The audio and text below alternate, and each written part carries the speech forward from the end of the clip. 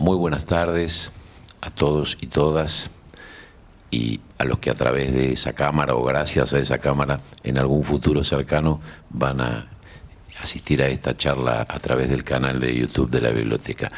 Iniciamos hoy un nuevo encuentro del ciclo El Verso Argentino, que tengo el placer de programar y coordinar aquí en la biblioteca, que es fruto del trabajo de toda la gente de esta casa, de la gente de sala, de la gente de sonido, de la gente de relaciones públicas, de aquí el compañero Mariano, que se dedica a registrar precisamente con su cámara estas imágenes, de la gente de prensa, de la gente en general del área de cultura de la biblioteca. Así que muchas gracias a todos ellos también. El ciclo, como ustedes saben, tiene 3 ejes. Uno que se llama Rescate Federales, dedicado a recuperar la obra, las voces de poetas de distintos lugares del país que por diversas razones o desatenciones varias no han sido a nuestro criterio lo suficientemente leídos o que han dejado de ser leídos por motivos varios. El segundo eje se llama Revista de Revistas y está dedicado a repasar, como su nombre lo indica, las grandes publicaciones de poesía, que las hubo y muchas, sobre todo a lo largo del siglo XX y en lo que va de este siglo. Y el tercer eje es el que nos convoca hoy, que se llama Agenda de Poetas, y para no quedarnos atascados o detenidos o encandilados por las voces y las historias del pasado de la poesía argentina, convocamos a los poetas de aquí y ahora y a las poetas de aquí y ahora para discutir sobre algunos asuntos que nos parece que son importantes. Generalmente son preguntas básicas, que, como en la filosofía, modestamente, son las que más posibilidades dan para reflexionar, porque son las más difíciles de contestar.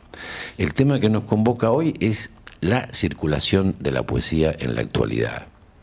No es que la poesía haya sido una actividad de circulación y consumo masivo en el pasado, pero no caben dudas de que el espacio que ocupa la literatura y en particular la poesía en el mundo actual es diferente del papel que pudo tener en siglos o en décadas anteriores.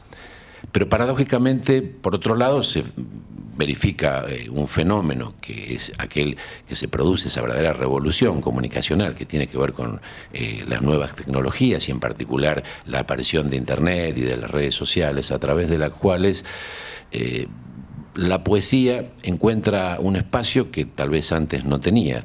Siguen existiendo obviamente las editoriales de libros de poesía, que en general son emprendimientos de los propios poetas y de las propias poetas, o de editores más o menos quijotescos y quijotescas que saben que no van a ganar dinero con esto. Como decía un recordado poeta y periodista, divulgador científico además, Guillermo Boido, la poesía no se vende porque la poesía no se vende. En todo caso es una pregunta, ¿no? ¿Será verdaderamente así? Lo cierto es que la poesía circula a través del impulso de esos editores, de esos lectores, circula nuevamente a través de las revistas, circula en blogs. Aquí tenemos a gente que, me refiero concretamente al caso de Jorge Aulichino, ubicado tal vez no casualmente en la extrema izquierda de esta mesa, que tiene un blog de poesía, Otra Iglesia es Imposible, que es verdaderamente un espacio insolayable para quien quiera interesarse por la poesía, donde allí publica a poetas que son obviamente de su preferencia, de su interés, publica traducciones propias y de otros y de otras.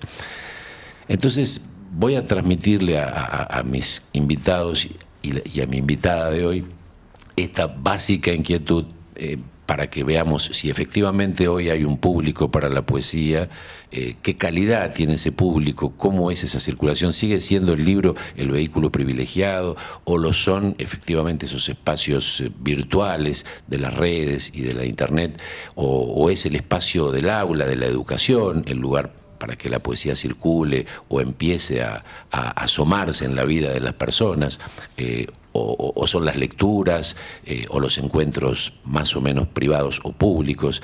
Siguen habiendo hoy encuentros de poetas en bares, en cafés. Hace poco hacíamos, la semana pasada, un homenaje a Poesía Buenos Aires.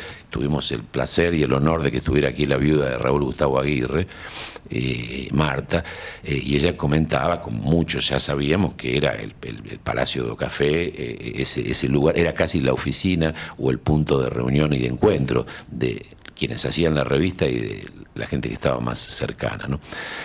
Tal vez Jorge nos pueda acercar la experiencia de lo que fue para él el diario de poesía en ese sentido, y Gabriel Cortiñas, que está aquí junto a mí, la experiencia de hacer una revista como Rapalo. Voy a presentar entonces formalmente a quienes nos acompañan hoy. Empiezo por Jorge, por una cuestión alfabética. Y quiero decir algo, Jorge fue la primera persona, el primer poeta, el primer crítico que alguna vez tuvo la generosidad de comentar un libro mío con un respeto y una hospitalidad que quiero aprovechar. Creo habérselo agradecido de manera privada, pero quiero aprovechar para agradecérselo públicamente. Él ya era un poeta con todas las letras, ya había dejado de firmar Jorge Ricardo, pero seguía siendo un poeta intenso, filoso y agudo. Nació en Buenos Aires en 1949, es poeta, como obviamente ya les comenté, periodista, ha sido periodista durante muchos años y traductor. Ha publicado, entre otros libros de poesía, Paisaje con autor, Hombres en un restaurante, La línea del coyote, La nada, El capital, Mar de Chukotka, El río y La lírica, y todos estos libros, más otros que no he mencionado, en 1920 fueron reunidos en el volumen Poesía Reunida, que abarca de atrás para adelante, o de adelante hacia atrás, el periodo 2020-1974. Pero Jorge es además un traductor notable, básicamente de la lengua italiana. Ha traducido a autores como Cesare Pavese, Pier Paolo Pasolini, Eugenio Montale, Luciano Erba, Franco Fortini, Antonella Aneda y Bianca Maria Frabotta. En 2015, después de haber publicado algunos de los cantos, publicó la traducción integral de los 3 libros de La Divina Comedia de Dante Alighieri, que no es precisamente unas vacaciones de 15 días en la poesía italiana, ¿no? Un trabajo realmente notable.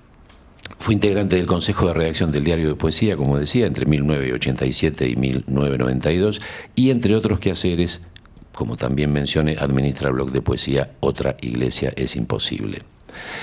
Gabriel Cortiñas nació aquí en Buenos Aires también en 1983, publicó los libros de poemas La Recidiva, Segovia 2019, Pujato, que fue premio Casa de las Américas, nada menos, en La Habana en el año 2013, Hospital de Campaña, Premio Internacional de Poesía Margarita Hierro en Madrid 2011, Brazadas en el año 2007 y el ensayo Cuaderno del Poema, publicado aquí en 2017. Estudió letras en la Universidad de Buenos Aires, pertenece a la Cátedra Poesía Universal I de la Universidad Nacional de las Artes y es coeditor, como mencionaba, de la revista y editorial Rapalo.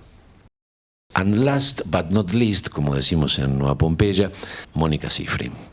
Nació en Buenos Aires en 1958, es mi más contemporánea, por eso somos así más amiguitos. Además nos hemos cruzado en pasillos de redacciones, en un montón de lugares, siempre con la amable complicidad y la inteligencia de Mónica. Es poeta, también periodista y docente, egresada de la carrera de Letras. Publicó, entre otros libros de poesía, Con menos inocencia, en 1978, Novela familiar, libro digamos, muy resonante en el momento de su aparición, al punto de que fue reeditado, a pedido del público, como se decía antes, en el año 2012. El mal menor, en 2008, que obtuvo el premio municipal en categoría Poesía Inédita, y Un barco propio, libro de 2018, cuya contratapa tuve el honor de escribir. Recibió la beca del Fondo Nacional de las Artes para creación en poesía en 1997 y la beca Fulbright en letras en 1999. Actualmente, entre otras actividades, es directora literaria del sello de poesía y narrativa 100 Volando. Bueno, quedó la inquietud planteada. No sé quién quiere empezar.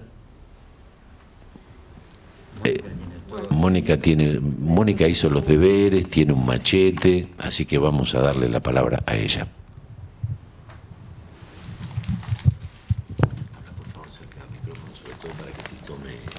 Sí, ¿se oye? Sí. Bueno, por supuesto me hice un machete para no olvidarme y ya registro dos cosas importantes de las que me olvidé, que no las incluí en el machete. En principio, yo en lo personal no soy muy hábil tecnológicamente, entonces puede ser que yo consuma poesía en las redes, pero no soy de la gente que sabe subir videos y vivos y esa clase de cosas.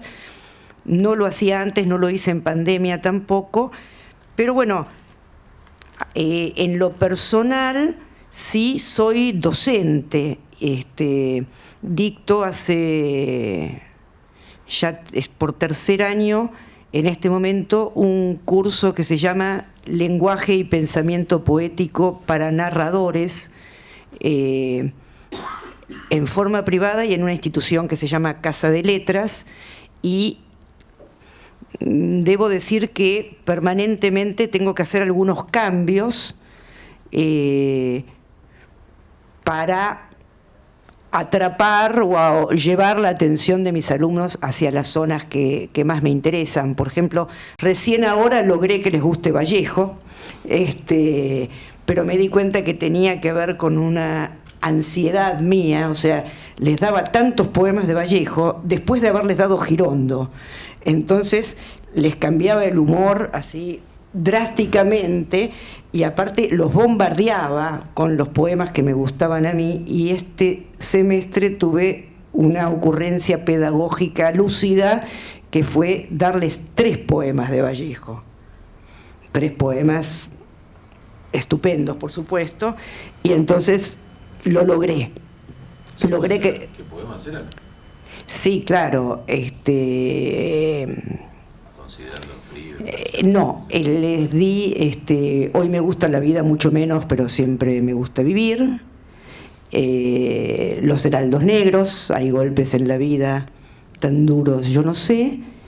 Y el tercero era quiero escribir, pero me sale espuma, ¿no? Entonces elegí yo, les hice de curadora, elegí 3 poemas, no les di 30. Y entonces por fin logré que se entusiasmaran con Vallejo, pero el curso es muy interesante porque después trabajo sobre la narrativa de ellos, los hago intervenir textos de los compañeros, está muy bien. Con respecto a cómo circula, bueno, yo digo, por un lado la poesía circula como circuló siempre, ¿no? Por recomendaciones, por boca a boca, por ciclos de lectura, ciclos de lectura. Yo diría, agregaría que en este momento lo que hay es, además, por un lado, más editoriales, ¿no? Muchas más editoriales que las que había cuando yo era jovencita y empecé a escribir, muchos más ciclos y eventos, ¿no? Y la irrupción de las redes, ¿no? Como yo diría como 3 así cuestiones de grado importantes. Hay muchas más editoriales, hay muchos más eventos y están las redes. Por otra parte, los contenidos de los suplementos literarios como los diarios en general se leen poco y nada, como los diarios en papel. Los contenidos los recibimos a través de las redes también. O sea, yo leo las notas que saca, no sé, Radar o Enie o ADN a través de la publicación de las notas en las redes, no a través de la lectura del diario. También las recomendaciones de libros y de poetas y de editoriales a través de las redes. Yo no uso tanto Instagram, pero diría que a través de Facebook conocí poetas de las provincias que no conocía, poetas del exterior que no conocía, poetas de otras generaciones, de otras estéticas, blogs que son también casi enciclopedias, como el blog de Jorge, ¿no? Que es un blog organizado casi como una enciclopedia de poesía, revistas virtuales, que nunca las llegué a leer en papel, siempre los leí, lecturas críticas de poesía. Por ejemplo, Daniel Friedenberg ahora está sacando un poema y un análisis del poema que están muy bien, pero muchas lecturas críticas interesantes. Y traducciones, acá me anoté las traducciones de Jorge Olichino, las traducciones de Jonio González, que siempre sube poetas muchas veces desconocidos para mí, y las traducciones de Jonio, de Olichino, de Ezequiel Seidenberg, que me gustan mucho también, y de una traductora a la que nunca vi personalmente, pero que la sigo en su blog. También tiene un blog muy lindo que es Sandra Toro Smith. Tiene un blog que se llama El Placar, que realmente me parece estupendo, ¿no? Yo leo bastante poesía en las redes, no libros enteros, leo poemas aislados. Y en cuanto a mi producción personal, tengo dos zonas de pudor. O sea, me da pudor publicar poesía mía inédita, no lo hago. Puedo publicar cosas de los libros, etcétera, pero no publico poesía inédita. Y no publico algunas traducciones que hago del inglés, pero que las hago para mí, no las muestro, forman parte también de esa zona de pudor. Bueno, esto más o menos como una especie de punteo para abrir la charla, no sé qué les parece. Muy bien. ¿Quién quiere seguir? Gabriel. Bueno, gracias Mónica por romper el hielo. Te vimos ahí con el apunte y claro, todos pensamos, aparte está bueno porque dado que es una... Yo tampoco, digamos, no traje un punteo, pero más o menos traté de mentalizar alguna idea en relación a la pregunta que nos hacía Guillermo sobre la poesía en la actualidad, ¿no? Bueno, ya vos hiciste un buen panorama, ¿no? De diferentes espacios y plataformas en las cuales puede circular la poesía. Por ahí un poco, digamos, para tratar de, no de responder, pero de tratar de decir lo que uno puede decir o aportar desde la propia experiencia, me viene a la mente esa pregunta que hace Guillermo, me viene a la mente una pregunta que por ahí nos hacíamos con un par de colegas, de amigos, de escritoras y escritores que nos solíamos juntar a discutir hace ya varios años, y era algo parecido, ¿no? O sea, no solo dónde circula, que sabemos que hay ciclos, hay un montón, editoriales hay un montón, no solo las nuevas tecnologías han podido, entre comillas, democratizar la circulación de la palabra, digo entre comillas porque después hay más complejidad con eso, pero es verdad que uno hoy tiene a la mano hasta con una impresora la posibilidad de hacer una edición casera, algo que por ahí antes era más difícil. Ahora, el tema es que más allá de que haya mucho, siempre hubo, más menos, un poco me parece que virtual, los que nos preguntábamos era, que después terminó deviniendo en lo que hoy es la revista Rapalo, ya sea de manera virtual o sea en papel, lo que nos interesaba o nos interesa o me interesa es no solo la cuestión de lo actual, en tanto por ahí moda o en tanto lo que suena o lo que hay, ahí por ahí las redes también son muy, a veces hijas de la cantidad de me gustas o son a veces hijas de la cantidad de visualizaciones, sino cuál es la relación de eso con la actualidad, o sea, qué es lo que vibra en eso que está ahí. Obviamente ahí aparece un criterio personal, pero qué es lo que vibra, que lo hace actual, que lo conecta con el presente. Esa pregunta, bueno, desde ya que involucra un posicionamiento y que le otorga a eso una intencionalidad. O sea, no hay objetos así como sueltos en el mundo sin ningún tipo de intencionalidad, al menos es lo que más o menos entiendo. Entonces, la pregunta por lo actual no nos remitía o no me remite a un panorama súper, estudiado de dónde está lo último, sino donde uno, en este caso, mi caso, donde uno encuentra esa posible actualidad o por qué. Bueno, así un poco, viendo un poco ese panorama, es que en el 2016 decidimos hacer un grupo de críticas, a formalizar esas discusiones, y después terminó, entre otras propuestas, saliendo una revista, con una forma de respuesta que no es la única, pero que era la que a nosotros nos parecía que queríamos sumar, que era, en la mayoría de las lecturas, de las publicaciones que había y que las hay, solía, primar un concepto que es más como el de, en términos políticos, como el de frentismo, ¿no? O sea, cuanto más hay, menos cantidad de textos, más cantidad de nombres, ¿no? Digo, por ahí, más lista sábana, ¿no? Digamos, si hacemos una lectura, podemos garantizar que si leemos 8, bueno, ya en principio somos 8 que estamos leyendo, y de una manera quedamos muy cómodos y cómodas con mucha gente. En cambio, por ahí lo que nosotros queríamos era un criterio, que ese criterio, sea el que sea, aplica para lo virtual o para lo presencial o para el papel, que es por qué no darle, en vez de a 8, darle espacio a 3, discutir por qué esos 3, inclusive por ahí que aparezcan estos debates, estas diferencias, y darle más espacio, o más tiempo, o más páginas.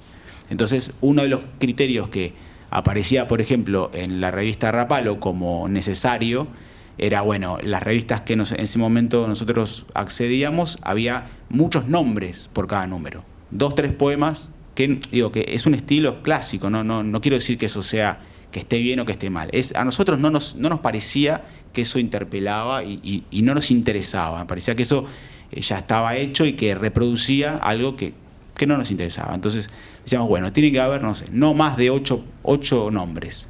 Y que de esos 8 nombres vamos a tener que discutir y, en el buen sentido, criticar para que ocupen 15 páginas cada uno.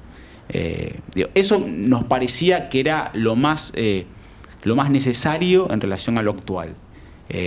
Esto lo digo como un criterio posible, ¿no? Eso puede ser llevado a una lectura, a una revista, a lo que sea. Bueno, así un poco nació esa misma línea de no ir en contra de la festividad, porque nosotros bailar nos gusta mucho y tomar vino también, pero siempre podemos hacer eso después. También esta idea de, bueno, está todo en Internet, sí, es cierto, pero ese está todo en Internet también pide un criterio. Bueno, por menos la dicha. Bueno, no, claro.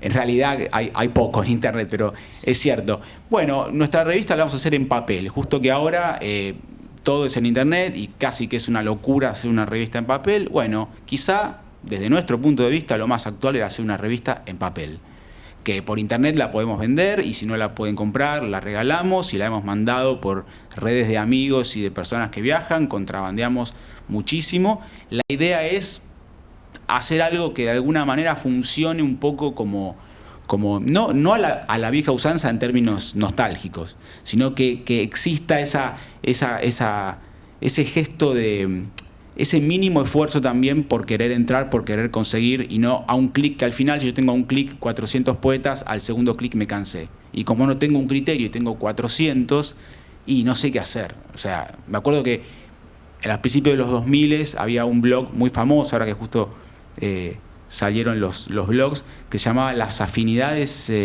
Electivas, que estaba buenísimo, pero era como una gran fiesta en la que cada uno que publicaba podíamos recomendar a 3 o 4 y hacía como una especie de estafa piramidal hermosa en la que estábamos todos en una gran fiesta.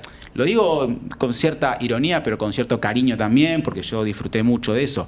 Lo que quiero decir es que eso era lo que se venía reproduciendo y nosotros nos parecía que era lo más, por más que era lo más de moda, era lo menos actual posible. Un poco, bueno, eso, como ese criterio para pensar la actualidad, es lo que se me ocurrió aportar hoy.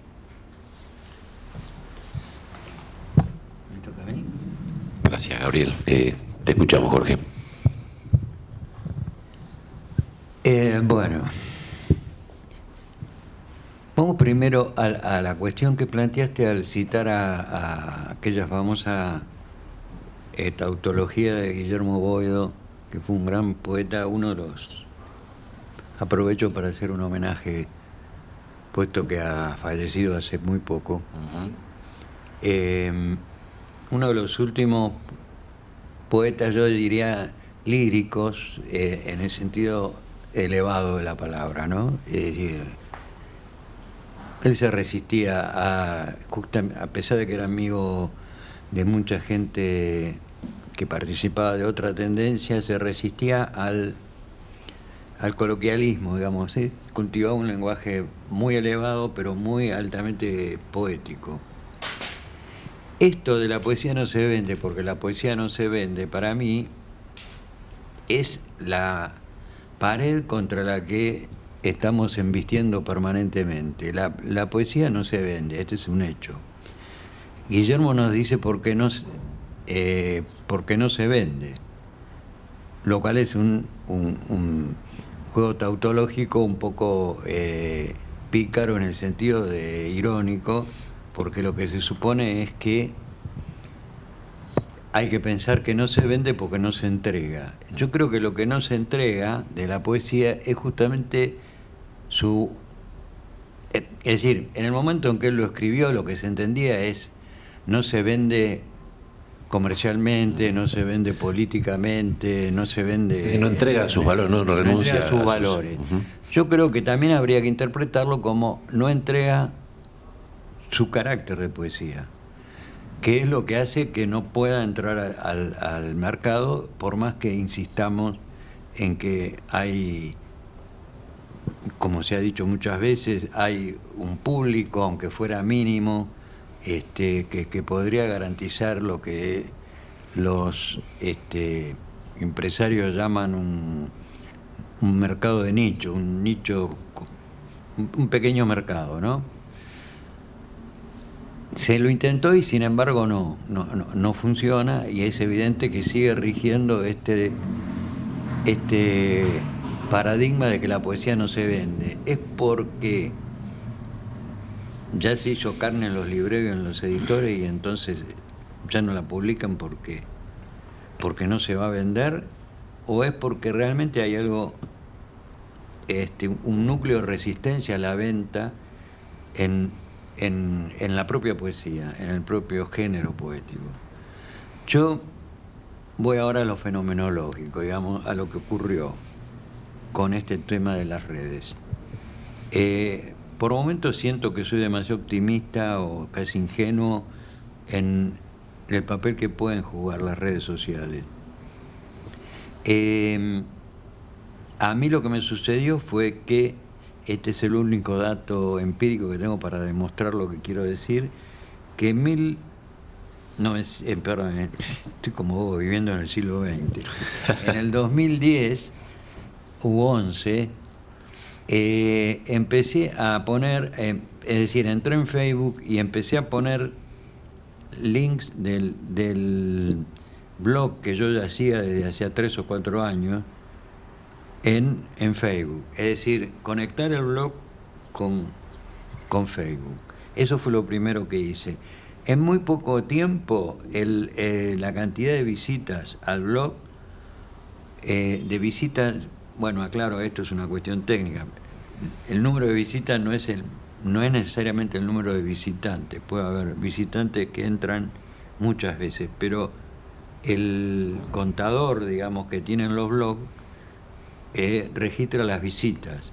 No puede registrar si el visitante es el mismo, porque tendría que seguir el ID, es decir, el código de identificación de la máquina. Claro. Sería una cosa ya de espionaje. Entonces lo que registra, bueno... Tampoco puede registrar la calidad de cada una de esas visitas. No, ni la calidad, ni... Sí puede registrar los gustos ¿no? Es decir, en el sentido de que qué entradas tienen más visitas. Lo que quise decir es que cuando conecté el blog con Facebook, la cantidad de visitas se triplicaron y al poco tiempo se multiplicaron de una manera increíble. Es decir, si el blog tenía 100 visitas, no me acuerdo ahora las cifras exactas, pero digamos en términos muy aproximados, 100 visitas diarias, pasó a tener 1000 y después 1500 por día. Entonces yo dije, bueno, acá hay algo, es decir, no es mi linda cara lo que atrae, así que debe haber algún tipo de fenómeno. Cuando empecé a utilizar el Facebook también para difundir no solo lo que publicaba en el blog, sino poemas publicados directamente en Facebook, yo me di cuenta de que había una enorme cantidad de gente que entraba, o por lo menos si no los leía, decía que les gustaban, ¿no? Y vi que había muchísima gente dedicada a subir poesía al Facebook. Parece que es la red social que más se adapta a esto, ¿no? Porque las otras, digamos, Instagram y sobre todo Twitter piden cosas mucho más, aunque ahora Twitter permite más cantidad de texto y qué sé yo. Bueno, para mí acá hay un fenómeno que podríamos llamar democrático, como dijiste vos, entre comillas, o no. Creo que hay un fenómeno masivo, es decir, hay más cantidad de gente que lee poesía. Esto no puede ser de otra manera, porque en la época del papel puro, es decir, cuando nosotros teníamos libros, sabíamos que nuestros libros podían llegar a 50 personas como mucho, y que en total la cantidad de libros que se leían o circulaban no podían ser demasiados. Es decir, ahora sabemos que hay centenares de poemas que se incorporan a las redes sociales y también a internet a través de de sitios específicos de internet o de blogs, etcétera. Ahora, todo este fenómeno está protagonizado también por poetas, o sea que lo que aumentó, lo que se mantiene, pero aumentó, es la cantidad de gente que escribe poesía, porque es casi imposible que alguien que lee poesía no escriba poesía. Yo digo que es casi imposible porque la poesía es de algún modo contagiosa, el que la lee quiere practicarla. No es un género de la literatura muy especial. Nadie que lee una novela trata de escribir una novela inmediatamente o antes de leerla incluso. Algunos sí, pero no es lo común. Es decir, no todos los lectores de novelas querrían ser escritores e intentan ser escritores, porque si no tendríamos un fenómeno de novelistas impresionante, ¿no? Por lo menos proporcional a la cantidad de novelas que se venden. Y en cambio la poesía parece ser contagiosa. Entonces acá aumentó el público y los hacedores de poesía. Por otro lado, aumentaron las editoriales. Hay también recursos tecnológicos nuevos que permiten imprimir un libro de manera mucho más sencilla, no necesariamente casera, pero con una tecnología más las simple. ediciones que llaman ahora on demand, donde Sí. puedes hacer una tirada muy chiquita. Puedes Antes hacer de a uno. el editor estaba obligado a hacer por lo menos 500 o 1000 ejemplares, porque Sí. el solo hecho de meterlo en máquina tenía un costo que no justificaba hacer menos. No, ahora puedes hacer on demand, significa que puedes hacer de a uno, incluso no solo de muy pocos, sino uno solo, o de a uno solo. Pero quiero decir que hay también una cantidad, es muy grande la cantidad. Yo veo que es un número considerable el de sellos que publican poesía, que tienen a su vez a veces un sector, una sección de libros digitales, o sea que algunos libros los hacen circular por internet en formato digital. La única pregunta para mí es ¿qué hay desde el punto de vista de la calidad en todo este fenómeno? Es decir, el género, es decir, todos son igualmente respetables y buenos, todo es buena literatura, buena poesía, o Bueno, hay un poco de todo como en un cambalache. Hay un poco de todo como en un cambalache. Sin embargo, yo creo que hay también un acercamiento a la poesía que es mucho más, llamémosle profesional, que hace 30 o 40 años, ¿no? Cuando yo empecé a escribir. Cuando yo escribía no existían los talleres literarios. Sí, por otro lado hay otro fenómeno que se ha modificado cuando nosotros éramos chicos ahora, y es que hay mucha más gente que sabe idiomas. Hay más gente que sabe idiomas. Y gente que lee entonces directamente la poesía en lengua original, que es casi una necesidad para la poesía. Al menos tener una noción musical de cómo suena ese poema en su propia salsa, en su propia lengua, que si uno se queda con la traducción, sobre todo cuando hay mucha distancia, como no sé, el chino, el ruso, el alemán, se pierde realmente algo esencial. Sí, además se pierde justamente la sonoridad, ¿no? Que es lo único que no se puede traducir. Como decía Errambam, se puede traducir todo menos la música.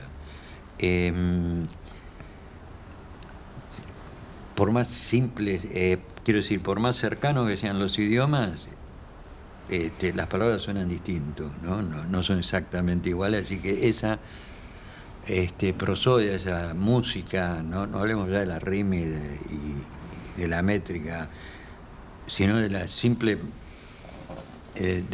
prosodia, es decir, del sonido. Y además las complicidades que tienen en cada lengua las palabras, que cuando uno las traduce cada una por separado, en nuestro idioma no van a tener ese mismo chisporroteo, esa misma gracia de encontrarse. No, desde luego. Nunca vamos a leer lo que realmente escribió el poeta en otro idioma. Estamos leyendo otra cosa, parecida en todo caso, o como un fantasma del original. Pero eso también es un fenómeno que se dio en los últimos, pero sobre todo me parece que se dio mucho, y esto gracias tal vez a los talleres y a la, no sé, a la mayor cantidad de actos y relaciones entre los poetas, una mayor conciencia, que no sé cómo llamarla, una mayor conciencia técnica, en el sentido de que, bueno, qué es lo que suena bien, es decir, no es cuestión de que escribo lo que salga, como una especie de eructo emocional, sino que... No es cuestión de prosa cortada, como decía Lamborghini, tampoco. Claro, tampoco es eso, sino que es otra cosa, y todo eso, la conciencia de cómo eso se fabrica, por decirlo así, creo que fue creciendo, de manera que tampoco la calidad actual de este fenómeno democratizador de los medios, de los nuevos medios, de las redes sociales, tampoco la calidad es mala en general. La única pregunta que yo no sé responder por ahora es si los medios, o sea, si concretamente las redes no cambian la manera de leer la poesía. Porque cambian la manera de escribirla también. No, y esto por último va a influir en cómo la escribí, obviamente. Si se lee a los saltos, si se lee por fragmentos, yo me siento muy feliz porque yo siempre leí así. Jamás, esto tengo que confesarlo, jamás leí un libro del principio al fin. Lo leo salteado, los libros los tengo un buen tiempo juntos, los que voy comprando, o los que me regalan, o los que... Y lee más de uno a la vez. Y leo en varios. Claro. Y voy saltando de uno al otro, y por supuesto nadie lee más de 2 o 3. Nadie no, digo yo. Sos el famoso lector salteado de Macedonio. Salteado, sí. Una especie de, qué sé yo, de fritanga. No, lo que quiero decir es un lector al wok. Me parece que es una manera legítima de leer poesía, porque justamente esta es la cuestión que se plantea en relación con las redes. el poema exige una lectura de tal concentración que yo no creo que se pueda leer un libro de poemas del principio al fin sin parar. Yo iba a ir justamente a eso cuando Moni comentaba la experiencia que tuvo con Vallejo y sus alumnos. Claro. Que claro, evidentemente se le quería encajar 30, o todo Vallejo entero, es indigerible. Vallejo es casi cualquier poeta, Sí, y sobre todo un poeta de la poeta. intensidad y de la ruptura y de la originalidad áspera de Vallejo, ¿no? Pero es que precisamente me parece que en ese sentido la red es como el vehículo ideal, sobre todo Facebook, ¿no? Como vos bien decías, porque Facebook tiene a los que hemos sido periodistas y todavía nos consideramos tales, hasta podés editar cada una de tus publicaciones, le podés poner un título, le podés poner ilustración, cosas que yo por lo menos hago, y te permite esa posibilidad del encuentro con un poema, porque uno es lector de poemas, no es lector de poesía en general, uno lee poemas, y es una experiencia a veces instantánea, fulgurante, y que se puede liquidar en pocos minutos, digamos, ¿no? Es una experiencia breve, pero como vos decís, de mucha concentración. Sí, de mucha intensidad también. Si el texto te seduce, te atrae, o te concita de algún modo, ¿no? Sí, es visto desde afuera, digamos, parecería que algo que se puede leer en tan poco tiempo no puede ser demasiado profundo, ¿no? Parecería una contradicción.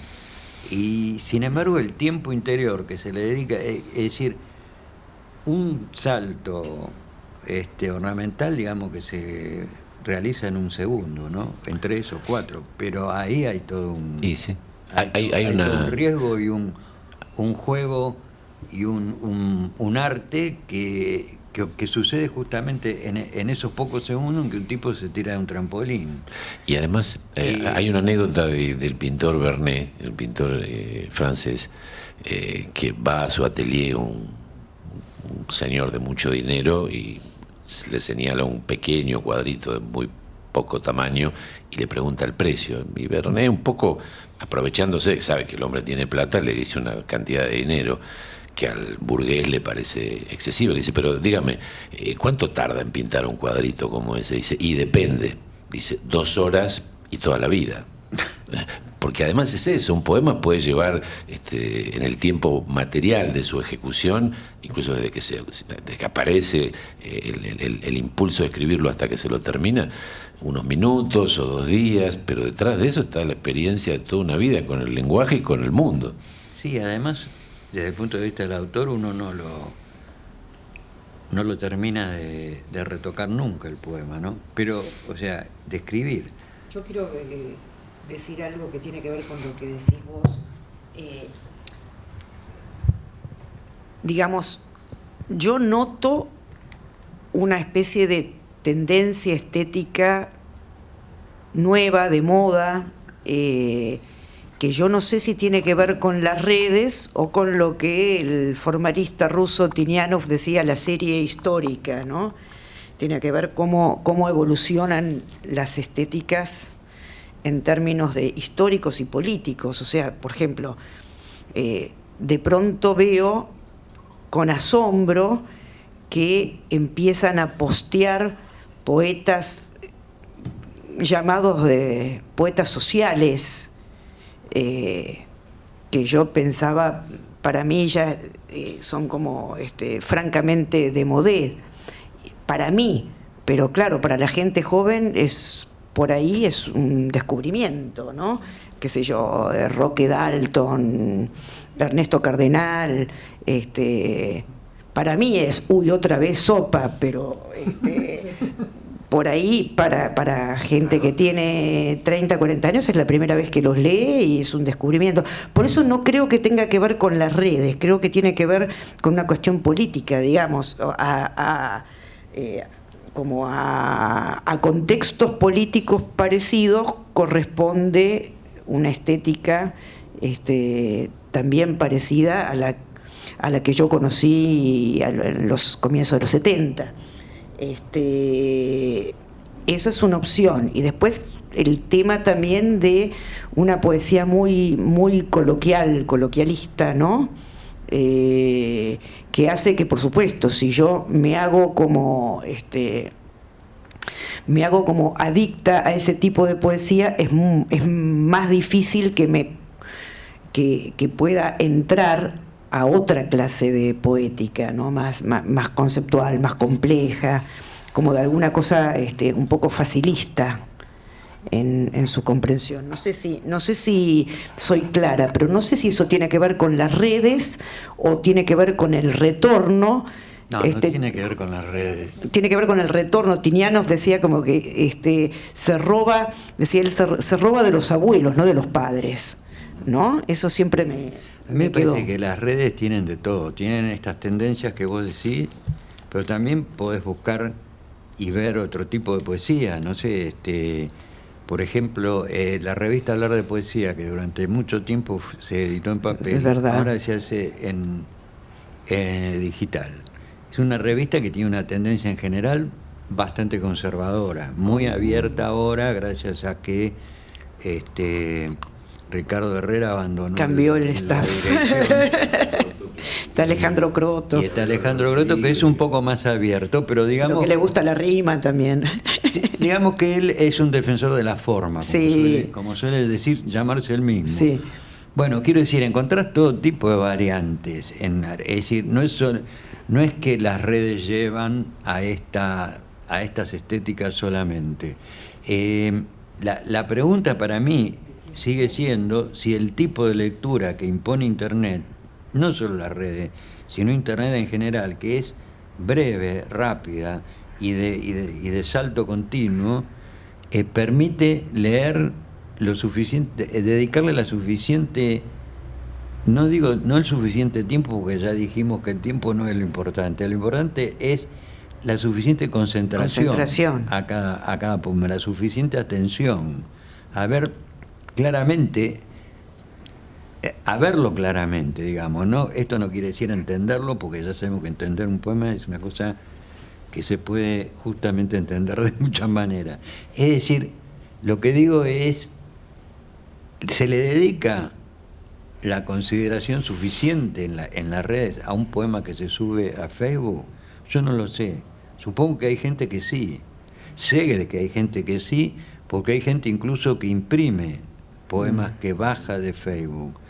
Por supuesto, además, hay un montón de objeciones que hacer desde el punto de vista, digamos, metódico, técnico. Se publican poemas sin decir cuándo se publicaron por primera vez, o se publican sin decir la fuente.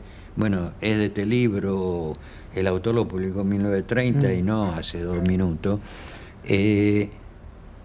Ni tampoco muchas veces quiénes son los autores de las traducciones cuando se trata de poemas traducidos. Todo eso me parece que son fallas amateuristas. Es decir, si alguien se dedica a subir, bueno, no tiene por qué saber estas reglas mínimas que el periodismo en general respetaba. Digo respetaba porque ya tampoco la respeta mucho. Sí, sobre todo el periodismo digital, ¿viste? Ponen una foto y nos dicen... ¿Esto cuándo fue? Además que lo digital se sube sin corrección muchas veces. Bueno, eso sí, eso es horrible.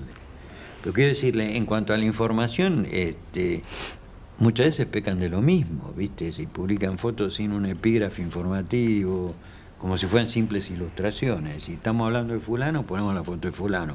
Pero fulano hace 4 años, no importa. El problema es que eso además genera una cadena. A mí me pasa que yo a veces pongo fotos para acompañar algo que publico, porque la encuentro en internet, pero el lugar donde la encuentro no me da esa información. No tenés la información, no se encuentran eso pasa, a mí me pasa en el blog todo el tiempo. Cuando yo busco la foto no encuentro la fuente, es decir, encuentro que está repetida en internet 300 veces, pero nadie se tomó el trabajo de decir, bueno, el fotógrafo fue fulano y esta foto se sacó el año tanto, nada más que eso. Antes de las redes, ¿qué hacías con el blog? Ese blog que vos dijiste que vos tenías antes de Facebook. Antes de Facebook, sí, claro. Pero ¿cómo era el blog? ¿Era algo que no circulaba? ¿Era tuyo privado? ¿Cómo? Circulaba en la medida que alguien lo conocía, digamos. La única manera de propagandizar un blog en las épocas pre-redes sociales era que los propios blogs ponían... otros blogs, es verdad. Irene entonces, también, Irene tenía, María del Carmen, claro. También pasa todavía hoy, hay blogs, por ejemplo, el Placar, lo descubrí buscando algún poeta en internet y de repente caí en el blog de ella. Ah, sí, claro. Claro. Entonces digo, mira este blog qué interesante. De hecho, aprovecho para contar, Sí. mi experiencia personal. Yo empecé a usar Facebook por una necesidad de expresar mi profundo repudio y mi malestar por lo que ocurría durante el gobierno de Macri. Pues necesitaba un espacio, además me acababa de separar, entonces no tenía con quién indignarme ¿Con quién enojar? en privado, ¿no? Compartir enojo.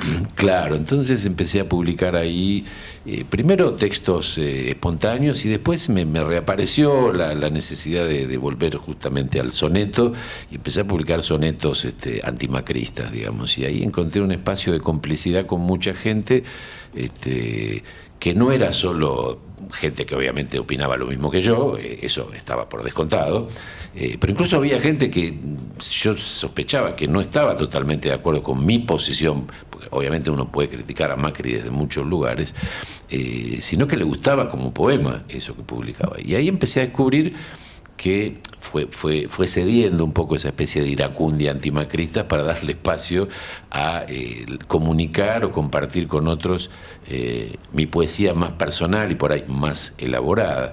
Y lo que empezó a haber es una especie de evolución. Me di cuenta que tenía un público además palpable, como uno no tiene cuando publica el libro, porque uno no sabe qué opina algún lector que por azar o por interés se topó con un libro de uno. Salvo los amigos, poetas y conocidos que te dicen, che, me gustó tu libro, o bueno, acá me parece que derrapas un poco. A veces uno confía en un poeta amigo y le pasa el original, ¿no? Siempre hay un pound para cada Eliot que anda por ahí, ¿no? Con su tierra baldía.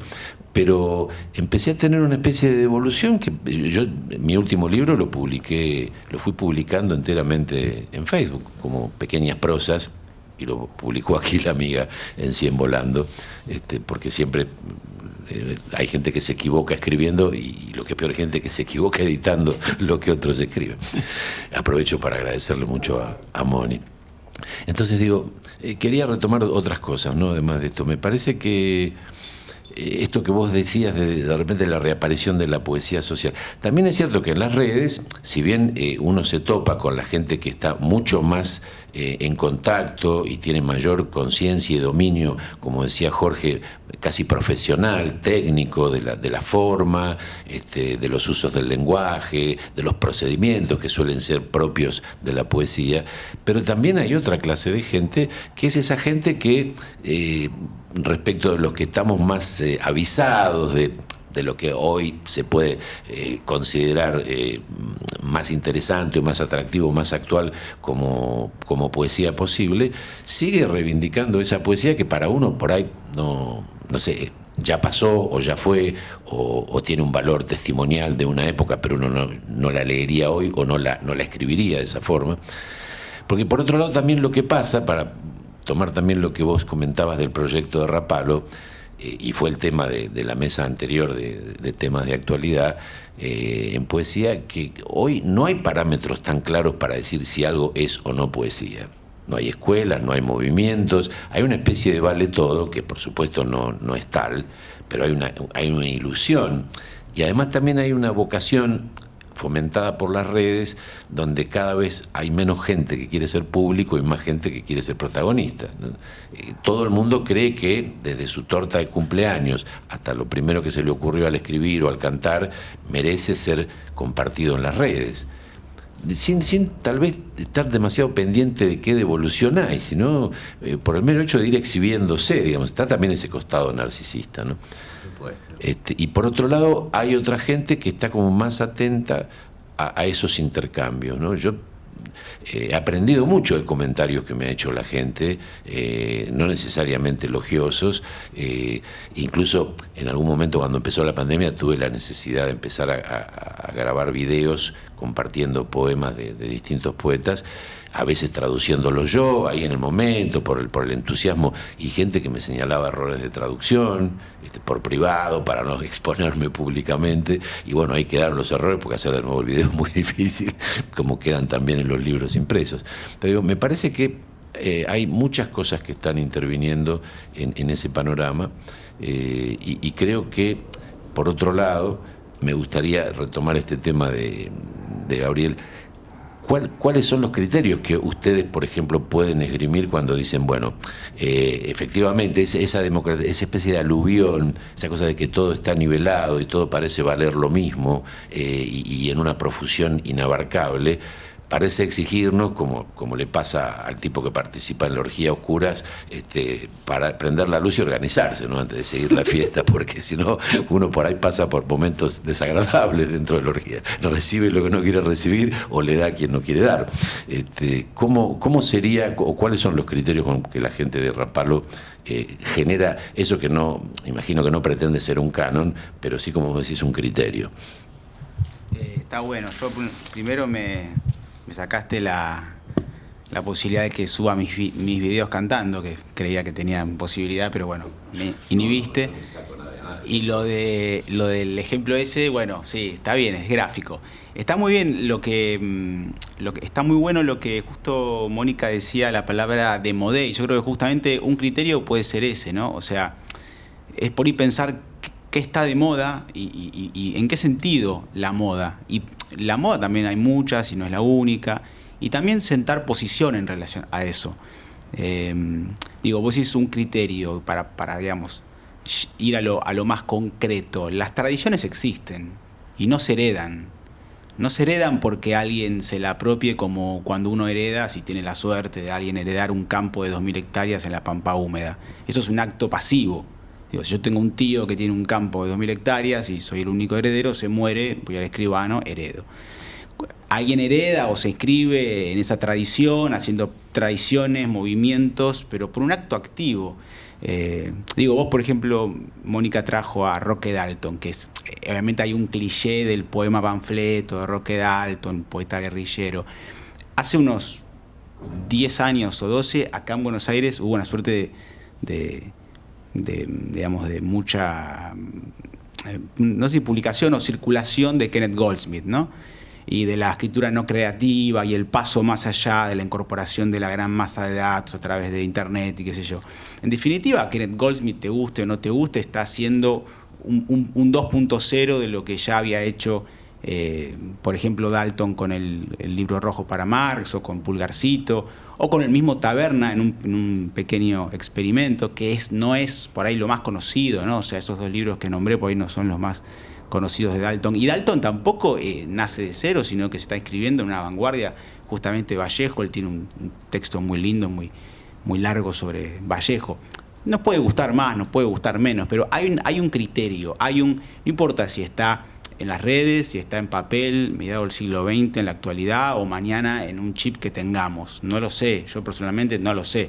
Ahora, lo que sí, hay una decisión, y por ahí vos traes Rapallo, yo voy a hablar un poco como Rapallo y un poco como en mi caso, porque tampoco en Rapallo coincidimos 100%, justamente es una mesa de discusión. Lo que nos parecía en su momento es que había una escena en la que había mucho en esto de, ¿no?, que las redes habilitan lo instantáneo, una superproducción, digamos, de dos tendencias que en el fondo tenían un mismo régimen de saber, ¿no?, como si funcionara un régimen de saber subterráneo al poema, que era el solipsismo absoluto. Por un lado estaba la cuestión más de lo que a uno llaman la experiencia, el yo, ¿no?, en términos por ahí más contingentes. Y por el otro lado, en una falsa pelea, la solemnidad. Digo falsa pelea porque son tendencias que a veces discuten, tensionan, uno porque pide palabras, digamos, masa históricas, donde si aparece la marca de un cigarrillo ya es un problema, y otros al revés, que piden justamente una contingencia absoluta. Pero en el fondo hay una solemnidad anclada en una forma de entender al lirismo, esto es una digamos, lectura, que se toca. Ahora, eso también es moda. Y bueno, y uno puede decir, ¿qué hago con eso? Hago eso y buenísimo, y con mucha técnica, como dice Aulicino, y trato de inscribirme en esa tradición y escribir ahí, o quizá hago algo distinto. Bueno, Rapallo, por poner un ejemplo, Rapallo hace un par de números publicamos a Kamau Brathwaite, que algunas veces han sido publicados, digo, es un poeta de Barbados, interesantísimo. Si uno recorre los 7 números que hay, va a ver que hay algunos puntos en común y va a haber puntos que no son en común. Ahora, el criterio puede ser, un posible criterio puede ser aquello justamente que no está a la moda. No porque la moda sea mala, pero lo que nosotros tenemos, por ejemplo, poetas que nos gustan mucho, pero entendemos que están ya circulando. Entonces, por ahí, ¿de qué nos serviría a nosotros poner en circulación 20 páginas de un texto que ya está circulando, que se editó, o que ese poeta o esa poeta tiene... Bueno, no, vamos a tratar, a veces con mayor tino, a veces con mayor acierto, a veces con menos, de poner en circulación aquello que entendemos justamente es, en el sentido más estricto, anacrónico. O sea, rompe la superficie de lo que a veces se llama moda. Insisto, es un criterio, eso es totalmente discutible, pero un poco esa es la... Y siempre con un posicionamiento de todas esas tendencias. Nosotros, por vivir, obviamente, en esta ciudad, veíamos que también había una suerte de, digamos, ombliguismo lógico, porque uno vive en un lugar, que pocas veces, digamos, se extendía a nuevas zonas. Intentamos, por ejemplo, el diario, del cual Aulicino fue parte de la dirección, en su momento, cuando éramos muy jóvenes, era una lectura de referencia. Y uno podía no estar de acuerdo con los criterios del diario, o sí, pero entendía que había una decisión. Leyendo 4, 5, 6, 7, 8 números, uno hacía una transversal que decía, acá se discute esto, cuando se discute traducción o cuadro, es por acá. Bueno, tímidamente intentamos, digamos, tener algún criterio. Ese sería el... Muchas gracias. Hay una pregunta que me quedó flotando cuando vos, Jorge, dijiste, quien lee poesía casi fatalmente, por lo contagiosa que es la poesía, la escribe. Eso es cierto en general, porque además es casi el primer impulso. Muchos escritores que después han sido conocidos por escribir prosa, Cortázar, Abelardo, empezaron siendo, Abelardo Castillo, poetas de su adolescencia. Siguieron siendo. Y siguieron siendo. Escribiendo siempre. Sí. Los poemas y meopas de Cortázar, donde hay algunos poemas hermosísimos, son producto de toda la vida. Pero el otro día estuvo Marta Aguirre aquí, como decía, y dijo algo muy hermoso, cuando en realidad me lo había dicho antes de participar en la mesa, y yo lo compartí con la gente porque me parecía muy lindo, que le pregunté cómo quiere que la presente, porque preguntarla sola como viuda de Raúl Gustavo Aguirre me parece casi ofensivo. Usted también se dedicó a escribir, y me dijo, no, yo acompañé desde el comienzo, de casi el comienzo, el proyecto de la revista, pero siempre fui nada más que una lectora, porque también tiene que haber lectores. Yo no sé si no es un fenómeno más de ahora y que tal vez esté un poco ligado a esto que yo sospecho, de que todo el mundo quiere ser protagonista, de que casi todo el mundo se presenta también como hacedor de cosas. Se ha perdido un poco esa figura del lector y de la lectora, que fue la garantía, además de la circulación y del crecimiento de las editoriales argentinas, por ejemplo, en otro momento. La pregunta es para todas y todos.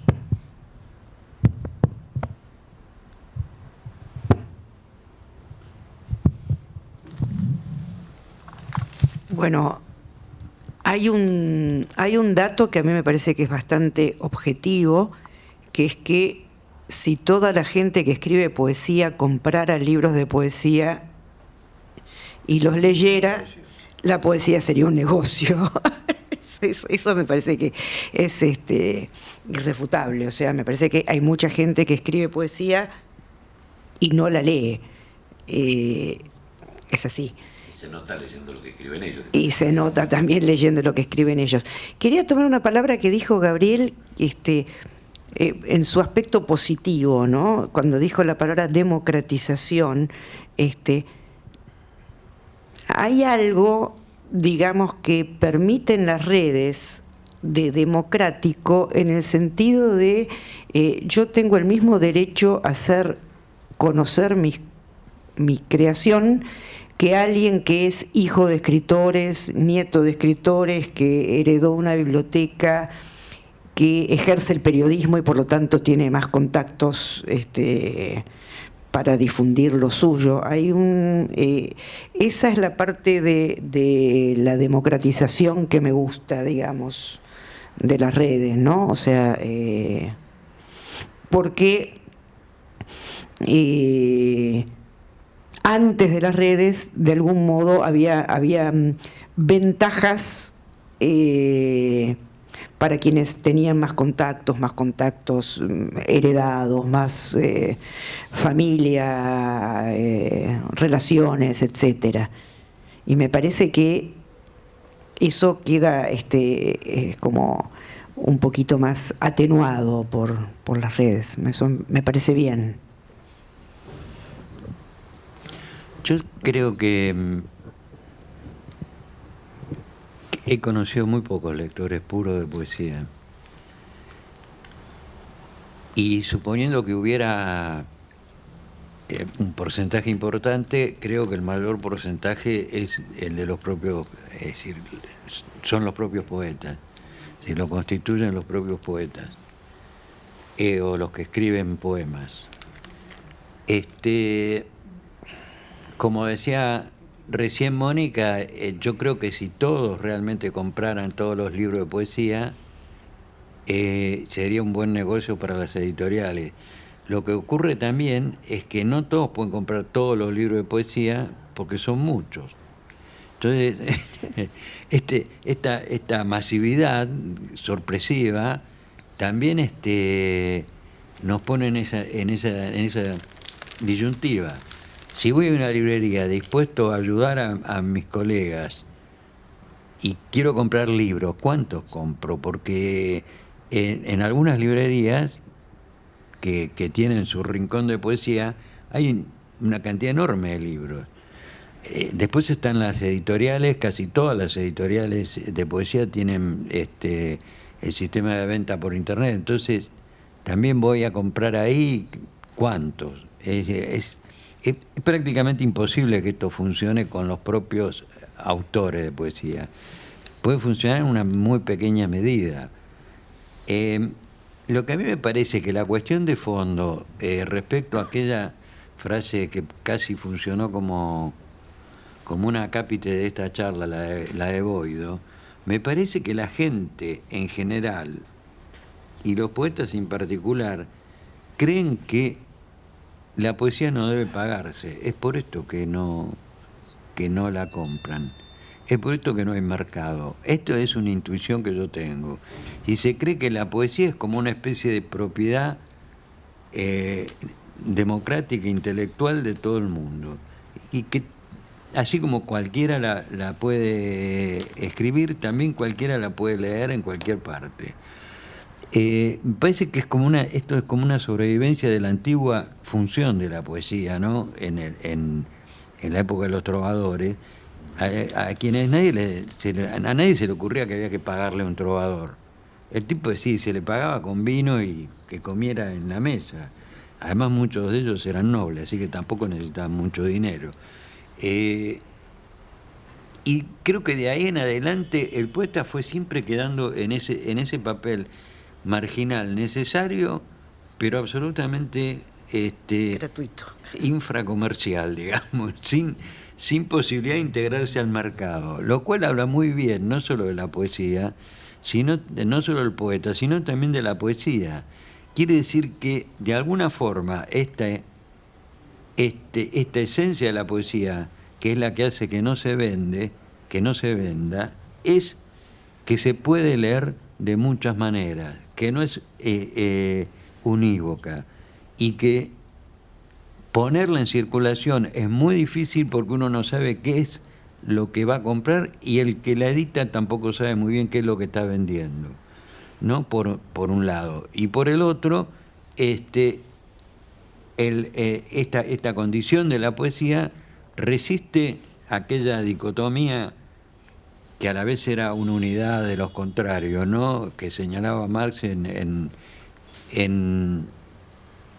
su teoría del mercado. El libro es el libro y cualquier objeto que pueda convertirse en mercancía es a la vez eso, una mercancía y un objeto de uso, ¿no? Tiene un valor de cambio y un valor de uso.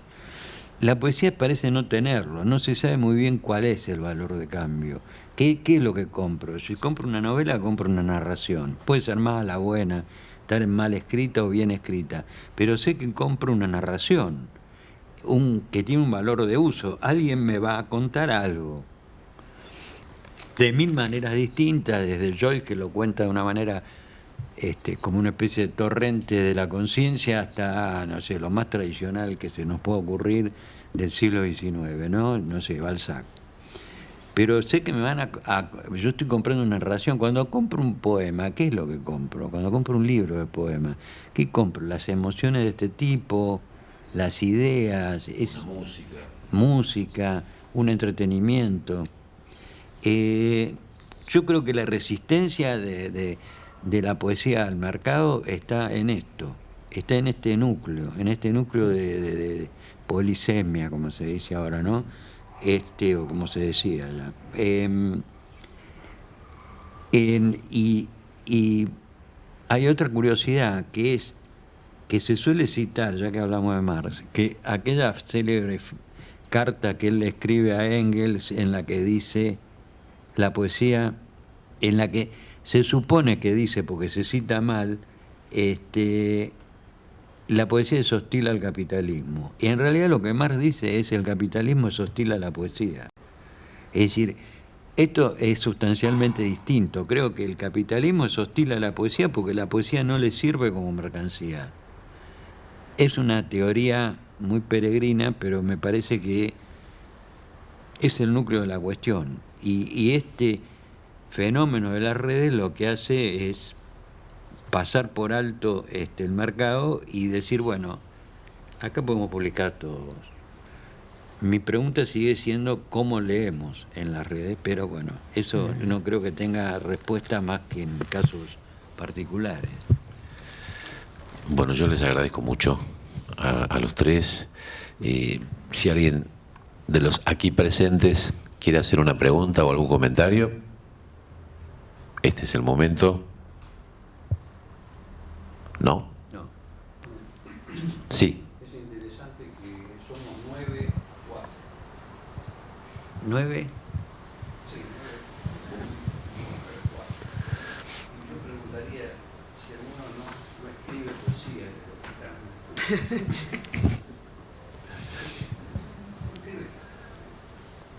Por ahí hay alguno que dejó de escribir. Eso somos casi todos. Porque nunca sabemos hasta cuándo vamos a escribir.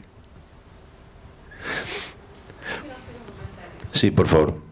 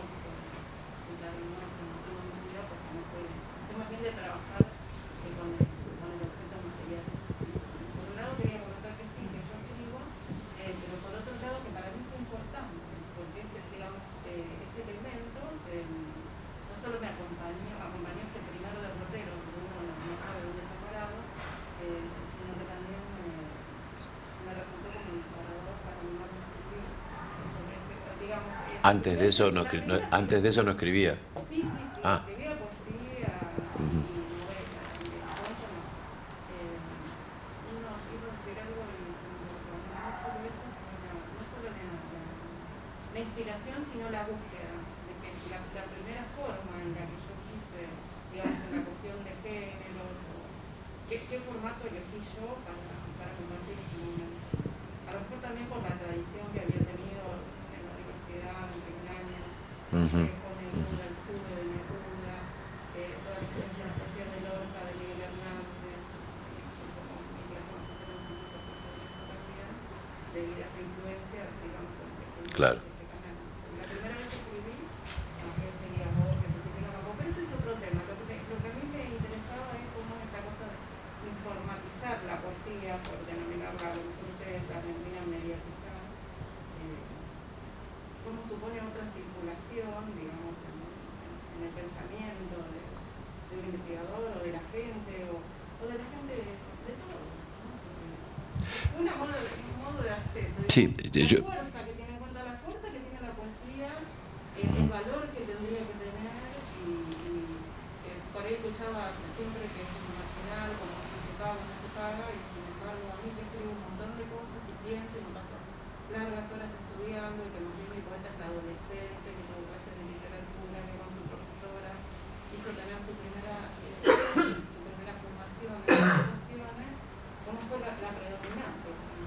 La primera voz que busqué fue la... Muchas gracias. Muchísimas gracias. Bueno, me gustaría cerrar, como ya empieza o quiere ser una costumbre, y para también devolverles la generosidad a los aquí presentes en la mesa, que nos compartan con nosotros, ya que no solamente en las redes, aquí in presentia, algunos poemas de ustedes. Les pediría, si quieren cerrar, leyendo 2 poemas de cada uno de ustedes, comentando. En todo caso, ¿querés que sean ordenados? No sé, puede ser este el orden de la mesa. Gabriel, Mónica y... No va y viene.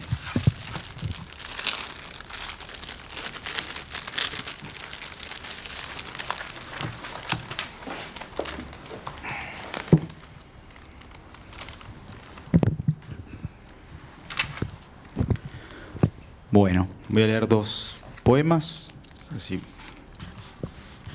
¿Esto se puede sacar? Sí. Es medio bajito. Ahí está. Bárbaro. Bueno, antes que nada, gracias Guillermo y bueno, a las y los poetas, a Mónica, a Jorge por compartir. Siempre está bueno poder escuchar, ¿no? Y también irse con ideas y con conceptos para seguir pensando. No, me acordaba, ahora leo, pero me acordaba eso del criterio. Hace poco nos pasó que buscando sobre un país, poesía sobre un país, que queríamos, al final, la situación esta de, bueno, en las redes hay mucho y está todo, terminamos accediendo a textos que nos interesaban o a los textos que terminaron en la discusión. No fue que los accedimos por acceder, digamos, que exista la web estuvo buenísimo, pero en definitiva terminamos recurriendo a criterios de otras personas y recomendaciones, y sobre las recomendaciones discutimos. En definitiva, el criterio siempre de alguna manera aparece, por más que esta situación de la web sea un poco más simple. Bueno,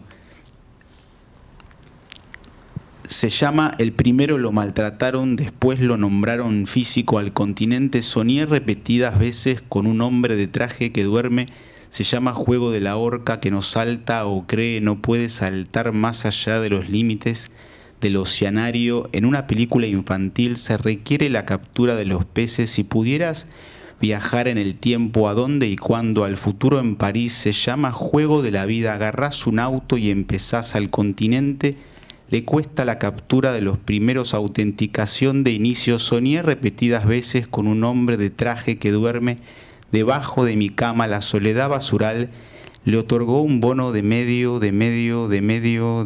millón a su expresidente y actual ministro de Agricultura. El que más me gusta es el de la cabeza que explota, el que menos el de la calabaza.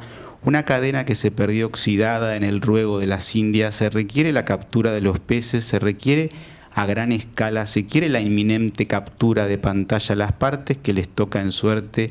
A veces los tiempos oblicuos modularon la imagen, usaron destrozaron, descartaron. Hoy en día no es pensable en esta tierra continua, le cuesta hablar del color de la piel.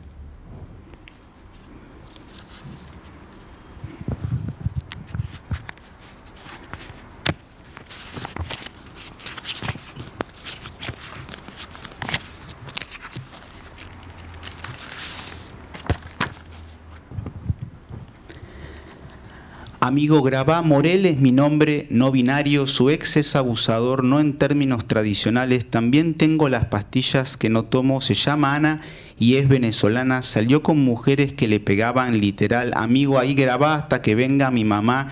Caso interesante el de aquellos días. ¿Por qué negar a Haití en que nadie quería ser embajador de un pueblo armado? Un esqueleto en el museo de cetáceo y el mal de la mandíbula se le cerraba de tal manera que resultaba imposible abrirla para alimentar los brazos, piernas, orejas, a veces los genitales para privarlos de los placeres que podían disfrutar sin costo.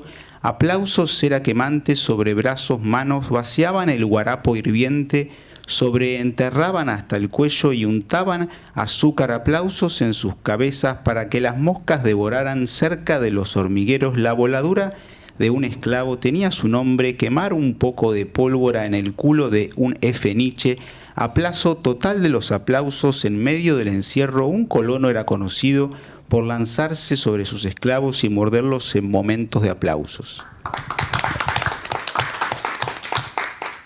Un poema de mi libro Laguna, que es de 1999, y se llama Cartas de Bergen-Belsen. El correo traía a Buenos Aires cartas de Bergen-Belsen y tarjetas postales con las praderas bávaras en flor. Estamos bien, trazaban los parientes con letra temblorosa de difunto. Y mi madre, pequeña, reía imaginando tibias pastelerías que flanqueaban la nieve de olor a chocolate. Nos hemos trasladado por razones de espacio a este lugar donde nos encontramos con salud, decían los parientes en el umbral del horno crematorio.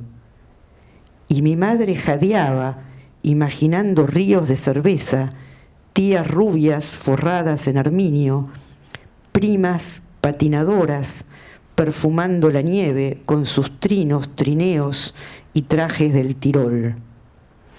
Esperamos saber de ustedes pronto que un cartero traía al conventillo con pasitos de vals.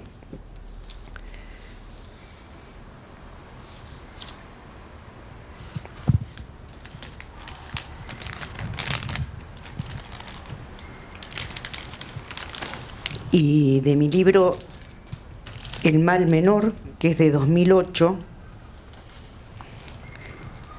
Lo que Macy sabía, que es el título de una novela de Henry James, ¿no? Para mirar los peces de colores en el fondo del mar y no dejar de ver tus propios pies que siguen aleteando como pequeños animales de tierra, te han traído en barco desde la orilla hasta los arrecifes de alta mar. Podés abandonar su vientre de medusa, pero nunca alejarte de su campo visual. No es el calor y no es la siesta, y no es el plato de comida, ni el hombre que te ayuda con sus brazos morenos a escalar. Un barco es como un prójimo. Debería decírtelo al revés. No quiero más bajar y no quedarme afuera de tu catalejo. Un barco es como un cuerpo. Debería decírtelo al revés. Donde esparcir despacio las monedas de oro que encontré cuando buscaba peces de colores que buscaban mis pies como pequeños animales de tierra. Gracias. Voy a leer un poema. A mí no me gusta leer poemas. Esto no se lo dije a Guillermo para no decepcionarlo, pero lo leeré lo mejor posible. Este es un poema inédito, se llama Casanova en Bohemia. El deseo es una niebla de cal hacia la que avanzo ciego, tomo un burro por la cola, sueño con miembros femeninos que se evaporan cuando acerco mi boca. He vivido en la mejor luz interior, sin embargo, y adorado la lencería que sería de cabaret con el paso de los años, los viejos perfumes, la sirvienta de Voltaire. Si esto no me sirvió de nada, al menos unos pájaros son nítidos sobre los techos. Un instante de revelación, sus alas negras, tendidas. La pluma, cuyo ser natural no es abarcado sino por las propias esferas celestes en que se mueven, como Bruno comprendió antes de que lo quemaran, por revelarlo. No hay palabras sino indicios, porque todo el todo es aura. Y este se llama así. Este es de un libro del año 2020, si no sería Martín Fierrista. Nicolás Olivar. Sí. Que se llama Lipo. Y por supuesto es una invención de lo que pudo haber sido como figura político-literaria el poeta chino Lipo. Lipo no quiso hacer poesía de la corte, cuya proliferación de dorados y rojos lo habrá embriagado. El innombrable despliegue de artesonados y trajes, la imposibilidad de memorizar los detalles de un solo atavío, conducían a la locura. Fue a la montaña y se encontró con un paisaje de barcas de cristal, copas que destellaban como los rubíes, el vuelo de las garzas y el de los sombreros, la carne que no podía ser dicha, el espectro de Tufú entre los altos pinos que cantaban una canción irreal. Bosques y laderas le recordaban el musgo sobre las piedras de los jardines imperiales, esa naturaleza en miniatura. Lipo vio que no podía escaparse de inverosímiles escenarios, ni de las artes marciales y el arte caligráfico. Fingió una perenne borrachera y mezcló elixires. Jamás supo si estaba dentro o fuera de sí, en qué consistía la lírica. Listo.